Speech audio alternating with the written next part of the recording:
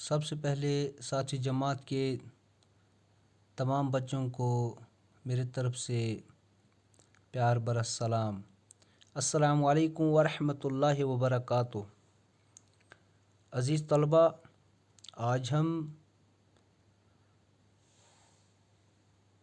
جو سبق پڑھیں گے اس کا نام ہے سائنس اور جنگ۔ اس سبق کے کچھ صفحات ہم نے پہلے ہی پڑھے ہیں۔ آج ہم صفحہ نمبر 102 سے پڑھیں گے۔ امید ہے کہ آپ بھی اپنی اپنی کتابیں کھولو گے اور پورا کا پورا دھیان اپنی کتاب کی طرف رکھو گے۔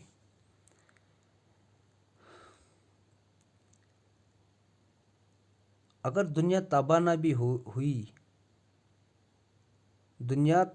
بھی ہوئی تو اس کا ایک بڑا حصہ مٹ جائے گا۔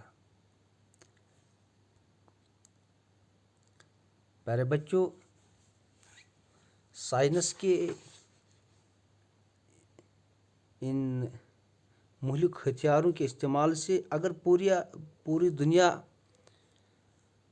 ختم تو نہیں ہو جائے گی، لیکن دنیا کا ایک بہت بڑا حصہ تو مٹ جائے گا۔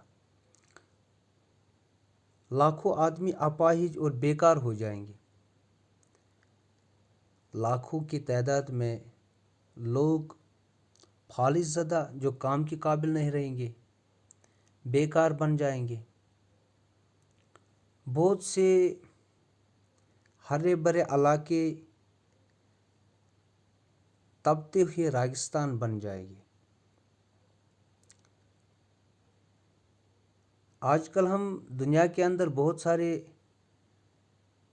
علاقے دیکھتے ہیں جو ہرے بھرے ہیں، لیکن خدا بچائے اگر ان ایٹمی ہتھیاروں کا استعمال کیا گیا، یہ ہرے بھرے علاقے بھی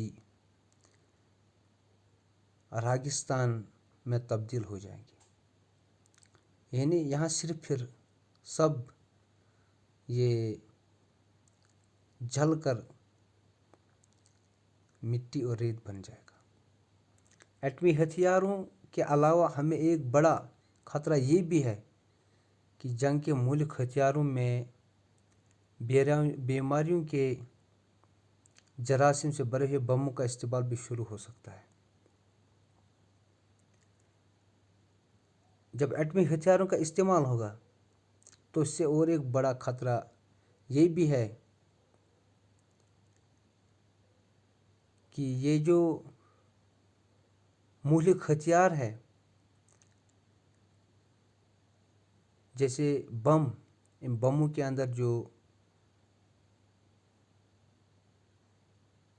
جراثیم ہے، ہتھیار میں بیماری کے جراثیم سے بھرے ہوئے بموں کا استعمال بھی ہو سکتا ہے کہ ان میں ایسے بموں کا بھی استعمال ہو سکتا ہے جن کے اندر جراثیم ہے، کیونکہ بموں کے ذریعے پھیلائے گئے جراثیم پر قابو پانا ناممکن ہوگا۔ اگر ایسے بموں کا استعمال ہوگا جن کے ذریعے جراثیم پھیلائے جائیں گے تو ایسے جراثیم پر قابو پانا بہت مشکل ہو جائے گا۔ اس کے نتیجے میں جتنی فصلیں، جانور اور انسان مختلف بیماریوں کا شکار ہوں گے، اس کا اندازہ لگانا بھی دشوار ہے۔ ان مہلک ہتھیاروں سے فصلوں کو بھی نقصان پہنچے گا، جانور مر جائیں گے اور بہت ساری نئی بیماریاں وجود میں آئے گی، لوگ نئی بیماریوں کے شکار ہو جائیں گے۔ انہیں اتنا نقصان ہوگا جس کا اندازہ لگانا پھر مشکل ہو جائے گا۔ یہ بات واضح ہے کہ خطرناک جنگی ساز و سامان اور تباہ کن اسلحہ سائنس کی نئی دریافت ہے۔ ہم سب جانتے ہیں کہ جو آج کل جنگی ساز و سامان ہے، جیسے ہائیڈروجن بم ہے، میزائل ہے، یہ سائنس نے نئی نئی چیزیں دریافت کی، لیکن اس کا مطلب یہ نہیں ہے کہ یہ سائنس کا قصور ہے۔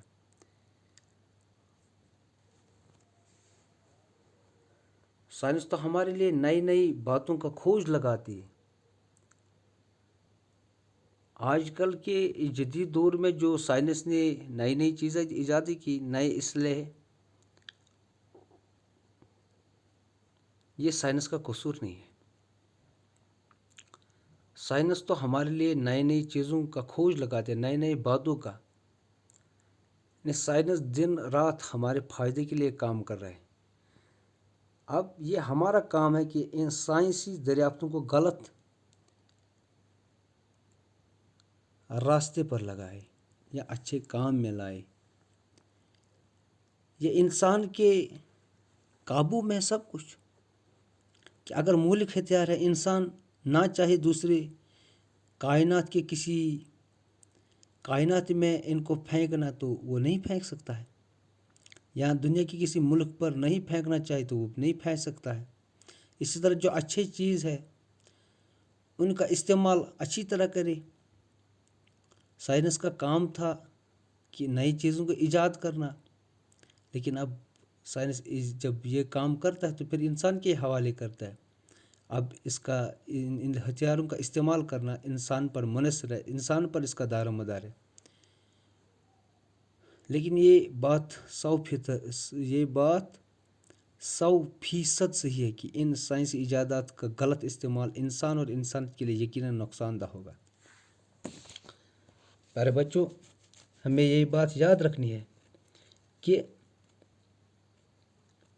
سائنس نے جو چیزیں ایجاد کی، اگر ان کا غلط استعمال انسان کرے گا تو اس سے پوری انسانیت کو نقصان پہنچے گا۔ گویا کہ سائنس نے اپنا کام تو کر دیا، اب انسان پر اس کا دار و مدار ہے کہ وہ کس طرح اس کا استعمال کرے۔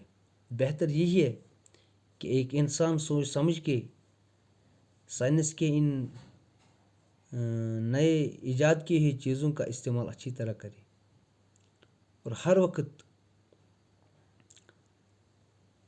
انسانیت کی بقا کے لیے کام کرے۔ یہ ہتھیار اس لیے نہیں ہے کہ ہم انسانوں کو اس کائنات سے ہی مٹائے۔